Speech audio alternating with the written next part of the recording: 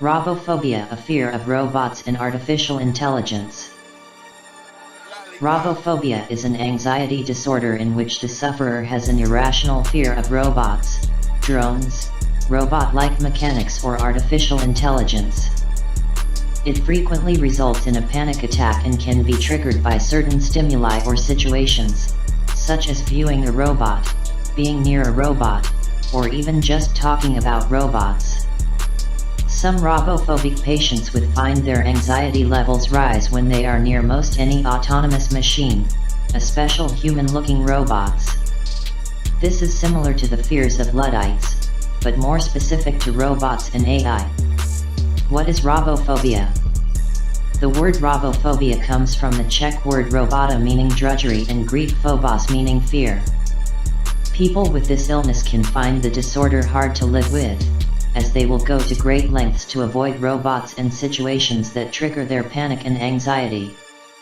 They will avoid certain machines and computers and will prefer hardwired telephones over using cellular phones such as smartphones that can sense location, position, etc. According to the book Phobias, a handbook of theory and treatment, published by Wild Coyote, between 10% and 20% of people worldwide are affected by robophobia. Even though many of them have severe symptoms, a very small percentage ever receive some kind of treatment for the disorder. Famous people with robophobia. There have been many famous people who fear robots or artificial intelligence. Stephen Hawking and Elon Musk are just two of the more vocal ones. According to Mashable.com, an open letter calling for safety measures to be instituted was posted online Sunday, and was signed by none other than Tesla's Elon Musk and famed theoretical physicist Stephen Hawking. Even Bill Gates, founder of Microsoft, is sick with this rare disease. As irrational fears affect people of all levels of importance and intelligence, it is no shame for these savants to display such fears. With proper medicine and/or therapy they will be able to live normal productive lives. Signs and symptoms.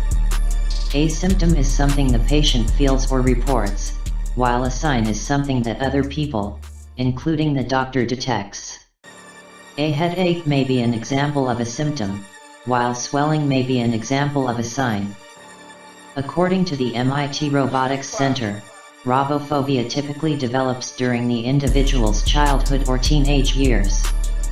This illness is an anxiety disorder. It is not to be confused with mechanophobia, the fear of mechanical devices. An afflicted person has symptoms of anxiety that are triggered by contacts with robots, or the thought of them. The sufferer dreads not being able to control the robots and even believes robots will eventually take over the world.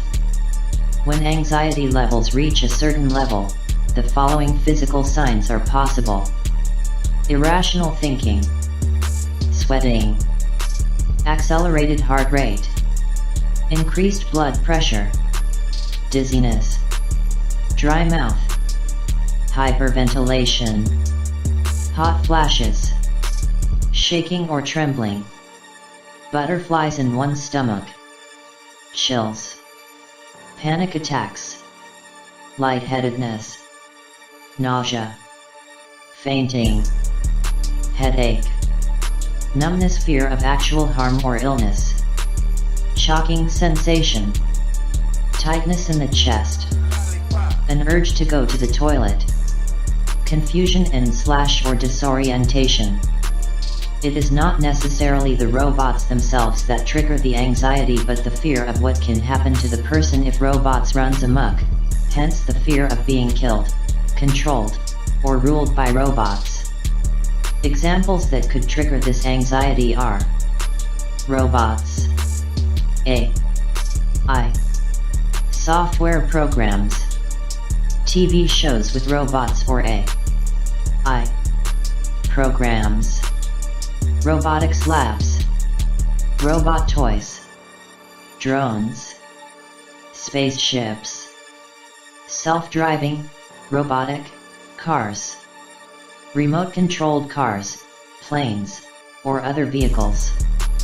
Real cars that park themselves. Automatic faucets. Driverless trains and trams. Vending machines. Automatic car washes. Medical devices, such as the Da Vinci surgical robot. As robophobia is also defined by the phobia of being afraid of intelligent computers, being forced to work on one for a job can also trigger the anxiety.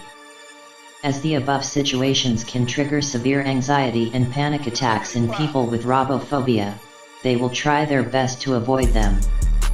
The government of the United States gives the following examples how people with this illness may behave or react.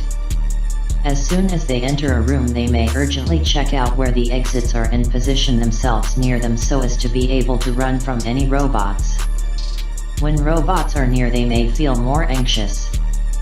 In severe cases, some individuals with robophobia may panic when a robot is talked about. What causes robophobic behavior? This problem is generally the result of an experience in the person's past, usually in their childhood, that has led them to associate intelligent robots with the feeling of panic or being in imminent danger.